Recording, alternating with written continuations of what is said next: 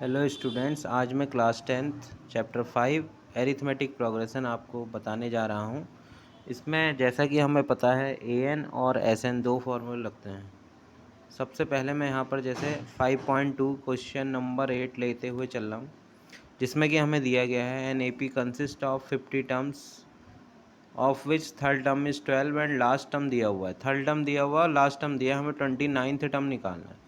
तो देखो स्टूडेंट, हमें क्या करना है, जो दे रखा है जैसे थर्ड टर्म दिया है और उसके बाद लास्ट टर्म दिया है, तो उनके फॉर्मूला लगा कर दो इक्वेशन बनानी है। जैसे थर्ड टर्म का फॉर्मूला क्या होगा, a plus N minus one into d में अगर n की जगह 3 लिखते हैं, ये देखिए a प्लस एन की जगह 3 आ जाएगा, a plus N minus one into d equal to 12।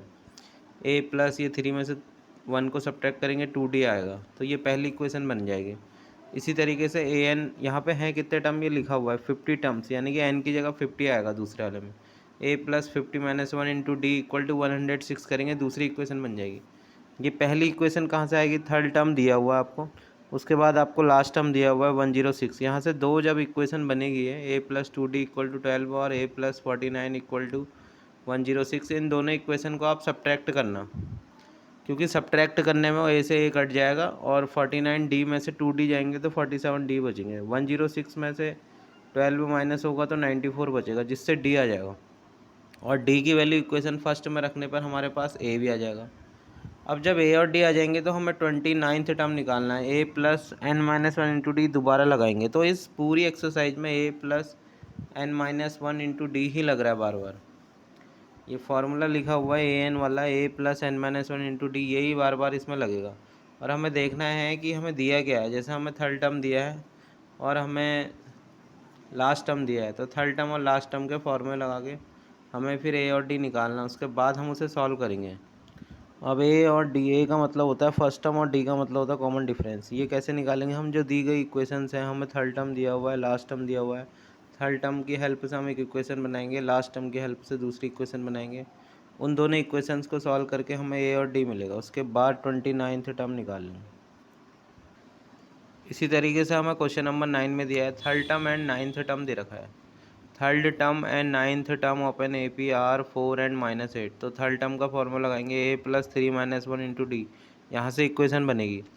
और नाइन्थ टर्म दे रखा है तो a plus 9 minus one into D वाली इक्वेशन लगाएंगे, दूसरी इक्वेशन बनेगी a प्लस 8d। पहली इक्वेशन किससे आएगी, थर्ड टर्म से। थर्ड टर्म दिया हुआ है, नाइन्थ टर्म दिया हुआ है, इन दोनों को हम क्या करेंगे, कंपेयर करेंगे। उसके बाद हमारा जब दो इक्वेशन बन जाएगी, ये भी सेम क्वेश्चन है जैसे क्वेश्चन नंबर 8 था वैसा ही है, a plus N minus one into d, a plus N minus one into d, दो बार लगाना है। अब जब ये दो इक्वेशन आ जाएगी तो इसके बाद इन इक्वेशंस को क्या करना है, सब्ट्रैक्ट करना है।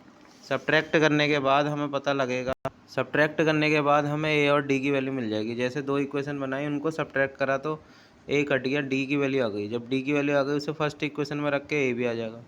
जब ए और डी आ जाएंगे तो हम कह रहे हैं कि कौन सा टर्म इसका जीरो है, तो हमने मान लिया इसका एनवा टर्म जीरो है, तो A plus N minus one into D को जीरो से कंपेयर कर देंगे, सॉल्व करते रहेंगे। फिर उसके बाद डी की जगह -2 आ जाएगा, एन की वैल्यू निकल जाएगी। हमें ये देखना है कि n minus one into d वाला जो फॉर्मूला है वो कहाँ पे यूज हो रहा है। हमें nth टर्म निकालना है, nth टर्म निकालना है तो हमने a plus N minus one into d वाला फॉर्मूला लगा दिया दोबारा से, क्योंकि हमें कह रहा है कि nवा टर्म जीरो है, जीरो से कंपेयर कर देंगे, n की वैल्यू निकल जाएगी।